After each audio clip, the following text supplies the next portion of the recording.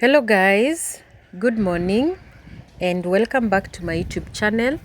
So if you're new here, my name is Haoma_KE, and in this video I just want to harvest some spring onions and also some spices that we are going to use. I'm going to use for making our simple breakfast. Then later on today we are going to check up on our new, not even new, our tree farm where we've planted trees and some other crops, because we occasionally do that. We occasionally go and visit our farm because we do not live near that farm, and because it is a big farm, and so people tend to cross boundaries and even graze cows inside our farm. So I also want to harvest some celery. I want to try some new pancake recipe, so I'll add celery. I will also add thai basil, and then we'll prepare. I'll see how it turns out. It is my first time making it, so I'll just see how it turns out.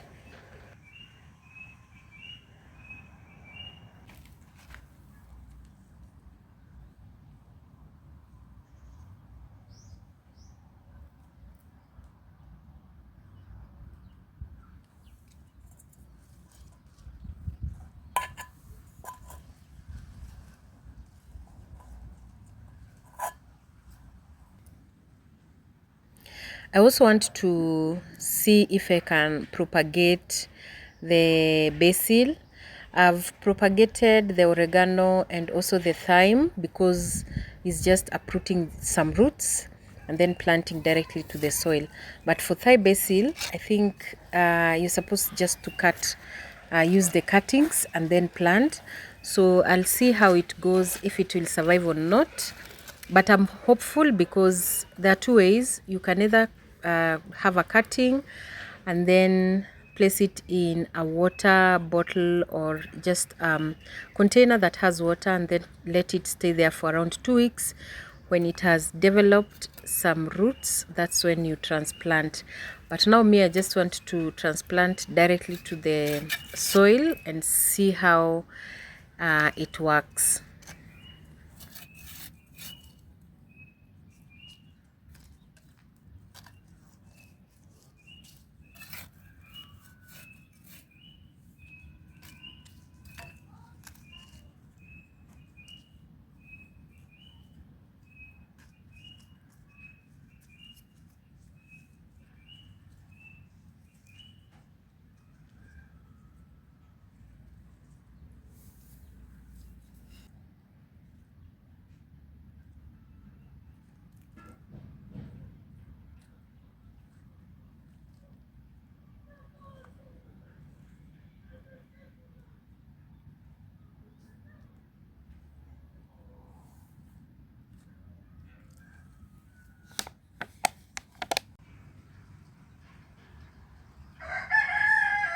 This time round, in each bed, I've tried to plant almost everything, from the spinach to the broccoli, spring onions, the black pepper, not black pepper, the bell pepper.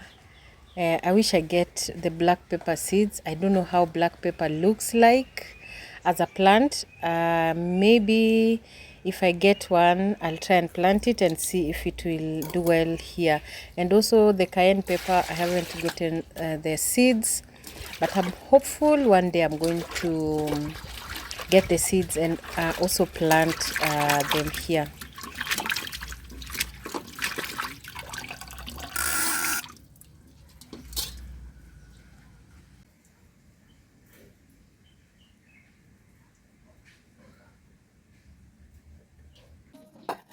So I'm going to use the leaves of the celery and also the basil, and of course the spring onions are the leaves. So I'm going to cut them into smaller pieces that I'm going to use in our pancakes. I'm yet to get the parsley because I love the taste of parsley, and then it stays for longer in the farm, so it is the better option of coriander, because I really struggle with planting corianders. I don't know why. Sometimes I see people planting corianders very easy, but for me, it takes time in the farm to grow, and also sometimes when it grows, some die very fast. But there are some in the farm that are doing really well. Also, the lavender, I think after 2 weeks, or I think 1 week, the other herbs will arrive, so I'll plant them. So for our pancake, I also want to add this coconut flour. I bought it and I do not know how to use it. So I've been using it in my pastries, especially the pancakes. I've been using it for pancakes so much, and it turns out very nicely. And for baking powder, you just put the amount that you want. Me, I do not measure. Most of the time, I do not measure. Even if I measure with a spoon, I'll later on add some. So let me add all the ingredients, then add milk and some eggs, and then stir. Then we start cooking.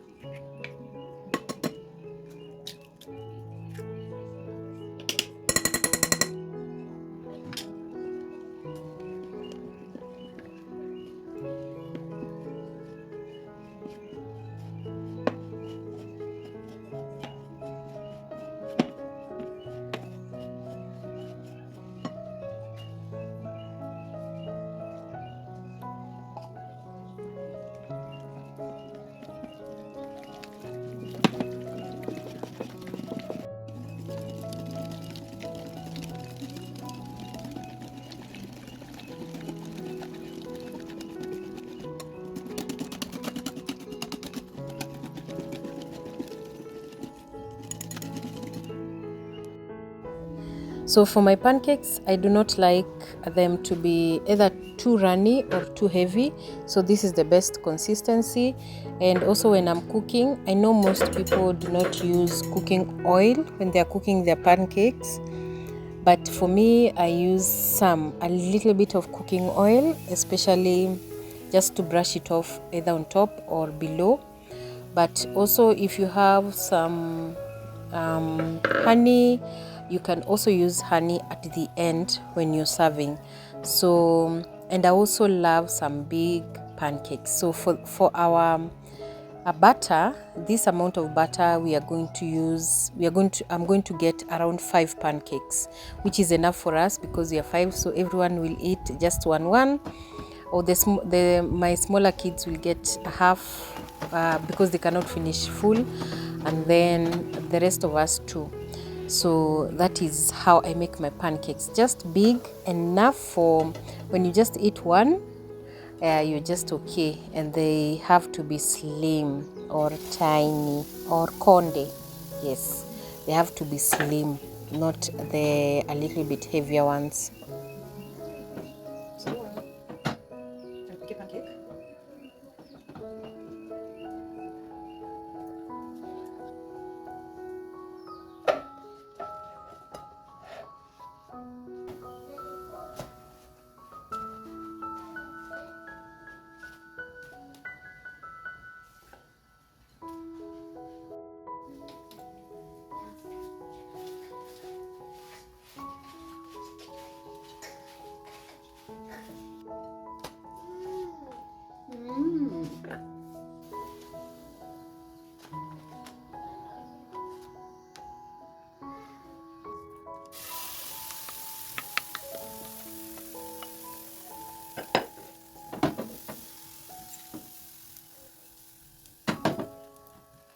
Smart. Cartoon.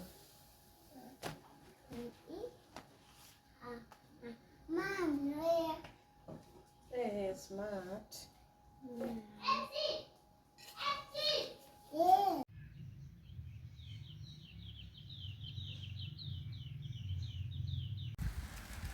So nowadays I love putting some lemon mint and sometimes the ordinary mint. The ordinary or the normal mint, I always put it when I just want to take hot water, especially in the evening or sometimes in the morning. But for my teas, I love when I put lemon mint and sometimes tropical. But tropical is very good with fish. If you want to remove that smelly fish, put tropical mint. So let me serve my tea, then we take tea, and then we'll now, after we are done for tea, we'll head on now to the other farm. Today we are taking cocoa tea, the stronger one, the stronger cocoa tea, other than the tea leaves. We are used to taking tea leaves for a very long time. So today we are taking milk, milk cocoa tea.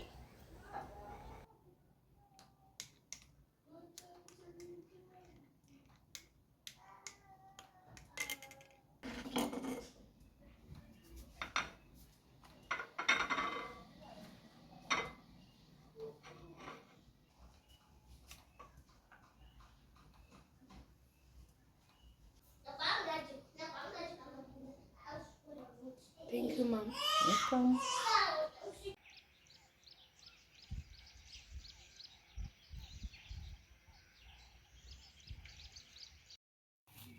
So let's head on to the farm. It's a little bit far, so I didn't show the other parts on the road, but our farm comes from the end of the road where I've come from to now down the stream. That's how big the farm is. So the reason why we always keep an eye of this farm every single time we have to come to the farm, because you see majority of the farm is bare, and it's because last year we planted our maize and it was all eaten by the cows, people's cows. Here in the village is very common. You can see just people passing through our farm, and it is very common here. So what we've done, we started from plowing from the stream going up. So here we've planted some more sweet potatoes. We've decided, the one who is taking care of our farm, to also plant the beans. So the one who is taking care of this farm has planted their beans in between our sweet potatoes. I don't know how well it will do, because he said that it will just be okay. So we decided to just allow him to do that, so that he also manages our sweet potatoes when we are not there. So you see, this is the other type of planting sweet potatoes. The other one that I planted here, we planted a whole row, but now these ones, he decided to plant heap by heap. So our farm sits, half of the farm sits in a swampy area. Like this area right now, it is not raining, that's why you're seeing it looks like it is dry. But during the rainy season, you cannot come here without a gumboot. It is very swampy. It has a lot of water, because down the stream we have, down the farm we have a stream, and that stream, the water that does not end, despite either when it is during the dry season or during the rainy season.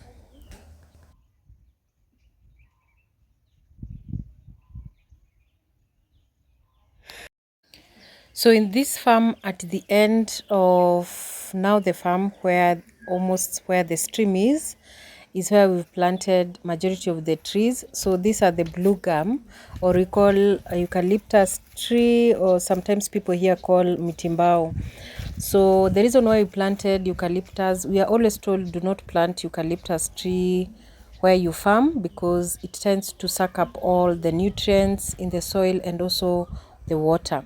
So we decided to plant it here because of it is very swampy, it has a lot of water, and you can see right now here it has drained almost all the water, and I think that's why our river now it's reducing. So we are planning to remove part of the trees near now the stream, because the stream is in the side of our farm. So some trees have been eaten by the goats, and people now tying the animals inside the farm. That's why majority of the trees have been broken down. And we had also fenced our farm, this part of the farm where the trees are lying. But now here in the village, people decided to steal all the posts and even the barbed wire. So we just remained with the trees, a few trees, and some were not doing so well, some survived. And this is like a small stream. It has reduced for some years because people are now redirecting the water into their farms and also into their homes. So the stream remained very shallow than it was before.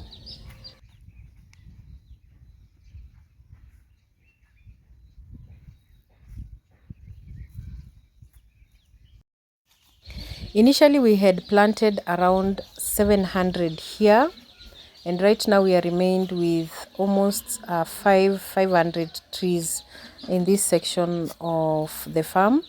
And sometimes we always just come and check if they are attacked by diseases, or if sometimes we check if somebody has trespassed and also is cutting down the tree.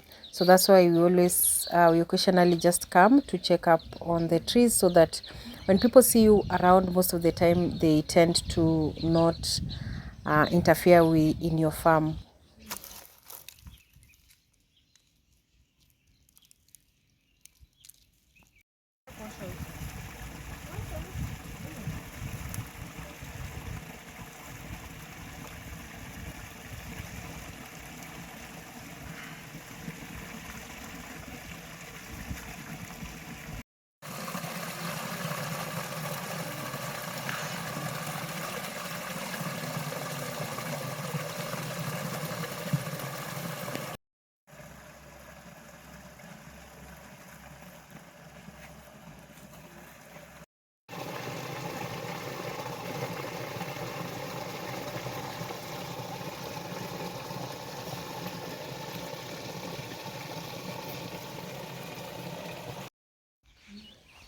So when it is raining a lot, or when you plant near a swampy area, you are told always to dig rows or trenches, just to allow water to pass through.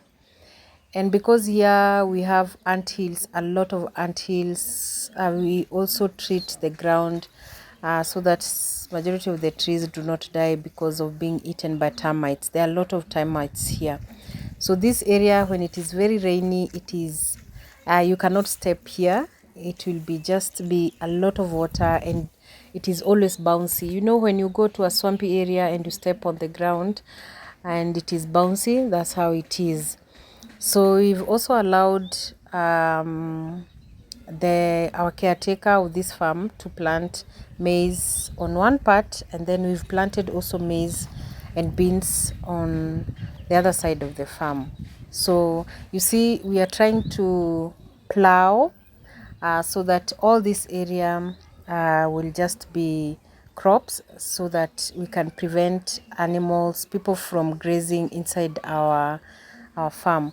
So now the challenge that we've gotten from this area is that we planted 1,200 trees in this area.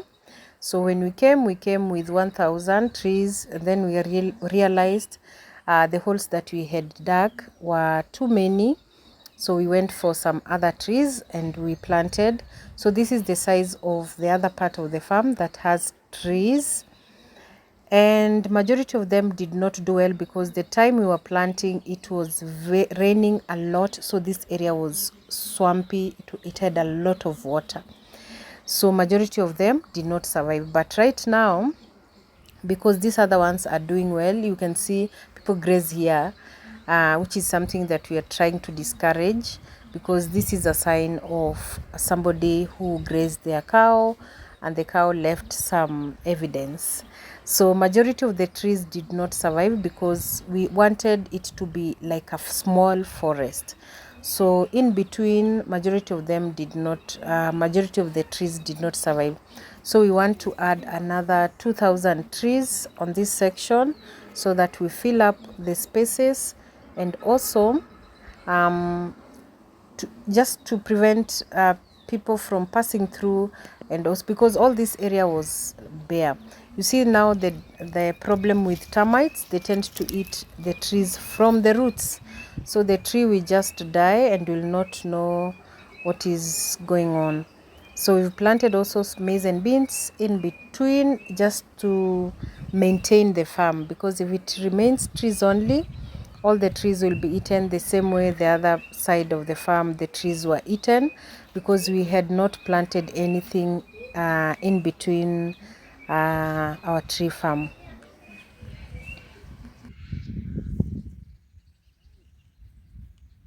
So these are the small soya beans. So we've also planted some soya beans, and also our farm manager has planted, our caretaker has also planted some soya beans at the lower section of the farm. So we'll keep you posted and show you the progress of these trees, and also when we plant some more trees I will let you know.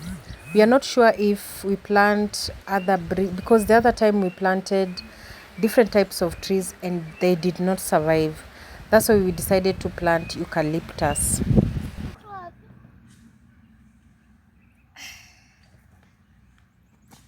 I'm lucky. So that is it for us here in the farm. So you can also let me know the type of trees somebody can plant in a swampy area that does really well, because we've tried different types of trees, they were not doing well, they tend to die off. So you can also let me know in the comment section, and I will see you in my next video. For us here, we are done. We are just taking a little break and then we head home. So thank you so much. I will see you in my next video. For now, it's bye bye.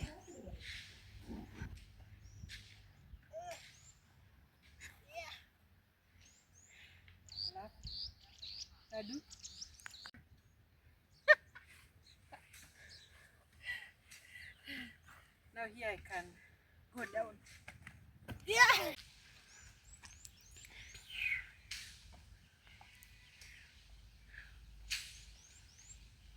Usteremke, ushukishe.